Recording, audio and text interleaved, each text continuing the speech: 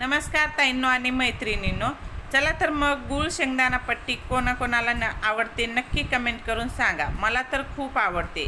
शाळेसमोर विकायला भेटते, रेल्वेत प्रवास करीत असताना विकत भेटते किंवा किराणा दुकानात सुद्धा भेटते।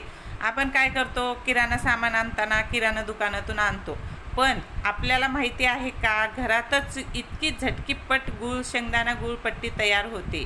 अगदी 10च मिनिटात होते, पण त्याला सेट व्हायला थोडासा वेळ लागतो, बस एवढंच आहे।